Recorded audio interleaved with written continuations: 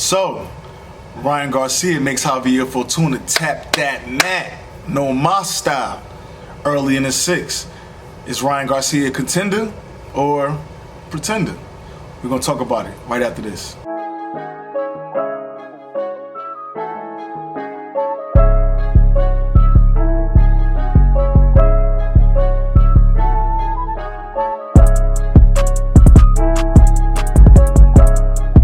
What's going on, A-Side family? It's your boy Truth, and that's short for Truth Over Narrative. Hey, listen, man, it's Sunday morning. We got to recap the fight last night. So last night we had Ryan Garcia versus Javier Fortuna. Man, Ryan looked good, man. A lot of times I've been on record giving Ryan stick. I called them the Jake Paul with more fights, the Instagram model, this and that. But at the end of the day, man, listen, when you're talking about contenders / prospects, the only thing that you should expect from these guys is to perform better in their next fight. And looking at the Luke Campbell fight, looking at the Emmanuel Tego fight, I think that Ryan Garcia performed definitely substantially better than he did in those two fights against arguably an opponent that would have beat both of those guys. Now, do I think that this Javier Fortuna came to fight? That's up for debate. Do I think that this Javier Fortuna really should have been at 140? That's up for debate. Do I think that this Javier Fortuna was really even in enough shape? It's up for debate. But you know what? None of that's Ryan Garcia's fault. Ryan Garcia, he came in and he did what he had to do. A couple things that I like from Ryan Garcia. He tried to establish the jab from bell one. He came out. He was putting that jab out there, making sure he keeping distance, which is something that I can't say we've seen from Ryan Garcia on a consistent basis in other fights. He tried somewhat to bring his hands back, you know what I mean? Now, granted, it's a working process. This is only his second fight with Joe Goossen. So, at the end of the day, man, he tried to bring his hands back, which means he was, trying to be a little bit more defensively responsible. And so, hey, we can't be mad at that. He tried to work from distance. Again, like I said, with establishing that jab, obviously Javier Fortuna, shorter guy, he's like 5'6", 5'7". His distance, his arm reach is not as long as Ryan Garcia's. So, Ryan Garcia went into this fight trying to keep and establish that game plan of keeping Javier Fortuna at distance so that he could work that jab, work that two down the middle, and work that powerful hook that fast and powerful hook that he got. And I did like on the defensive side, I did like Ryan's active high guard. I think Javier Fortuna, just like Luke Campbell, was looking for that loop and left hook. But from round one, Ryan Garcia showed that, hey, if you're going to beat me, it's not going to be with that same loop and left hook that Campbell caught me with, and you got to respect that. A couple things that Ryan Garcia did that I really wasn't too happy with. He still was pulling straight back. When you fighting guys, especially with Ryan Garcia saying that he's not moving back down to 135. When you fighting stiffer competition or a guy like Tank, you know what I'm saying?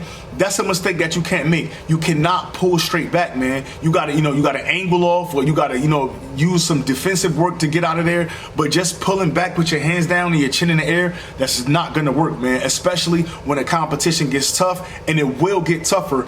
With Ryan Garcia saying that he's gonna fight at 140, which, in my opinion, and many others, is the deepest division in boxing.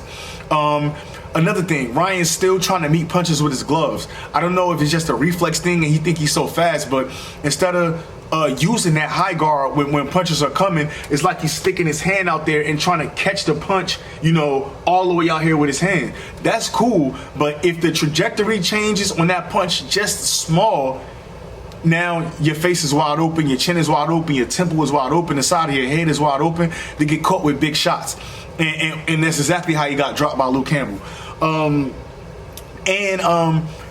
The last thing is that even when Ryan Garcia had Javier Fortuna hurt and he got a little excited as he started to throw those combinations, he was throwing a lot from the hip. So the right hand start dropping, and that's just something you got to look for, because in the middle of throwing those punches, if you're in there with a counter puncher, he could throw a looping punch or any kind of punch and get you up out of it, or either hurt you bad and change the tides of the fight. But at the end of the day, like I said, you got to give Ryan Garcia his credit. He definitely improved over the Tego fight. That last fight was horrible. So yeah, you got to give him his credit. In the fourth, he dropped him with a left hook to the body, similar to the Luke Campbell fight. That was good. Then in the fifth, he caught him with a check hook to the temple that rattled him real good. Dropped him in there. And then at about 20 seconds into the sixth round, another left hook to the temple, man. And Javier Fortuna said no mas. You know what I mean? At the end of the day, he did everything he was supposed to do. We, myself included, a lot of people were labeling this as Ryan Garcia's toughest fight to date. And he really passed with flying colors. Is he ready for Tank? I doubt it. Would I like to see him in there with a guy like JoJo, another slick southpaw? For sure. But at the end of the day, hey, if Ryan Garcia want to go straight into a Tank fight, if Golden Boy, if Mayweather promotion can make that happen, then why not have it?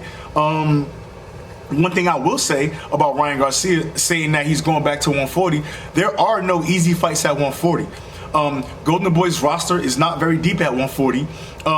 Maybe he could fight a guy like Jairo Lopez moving up to 140 like that, which was a guy that we usually see on Golden Boy cards sometimes. But listen, man, it's 140 stiff. So unless they're going to be taking 35 pounders and blowing them up to 140, or taking welterweights and making them suck down to meet 140, Ryan Garcia does not have much wiggle room to play around and at 40. So that means he must improve, he must continue to get better, and he must continue to showcase that he is one of those guys and he is one of the leaders of the new generation. Will we get Ryan and Tank in December? I don't know. Tank, put out a cryptic tweet, saying that I'll see y'all in December or something like that. So it looked like, maybe Tank got that on his mind. That Mayweather's already said that they only doing in-house fights, obviously, unless a fight like this come along for Tank, which is a big money fight. I don't think that this fight will do anything for Tank Davis legacy-wise. Maybe Ryan Garcia, but yeah. I want to see it. I'm here for it. We're in the golden era of boxing, right? So we getting a lot of the fights that we want. We waiting on Spence Crawford, but I wouldn't mind seeing Tank and Ryan in December. At the end of the day, you know what I mean? I think that's a good fight to make. It's a big money fight. A lot of the youth is interested. Ryan Garcia comes with a big fan base. Tank Davis has already proven that he could do numbers. I think in that crypto arena against Isaac Cruz, I believe that Tank Davis had about 15,000 in attendance last night. Ryan Garcia had about 11, 12,000 in attendance. So, hey, man, bring it on. Let's do it. I mean, this fight could be done anywhere as long as Golden Boy and the Mayweather Promotions is willing to work together. But really, that's it, man. So at the end of the day, man, like I said, Ryan Garcia, got to give credit where credit is due. He did his thing. I can't be mad at him. He's improving, so that's all I can expect. But, hey, listen. It's truth over narrative, man. A-Side Boxing Talk. Tell a friend to tell a friend. Make sure you like, comment, subscribe, and I'll catch you in the next time.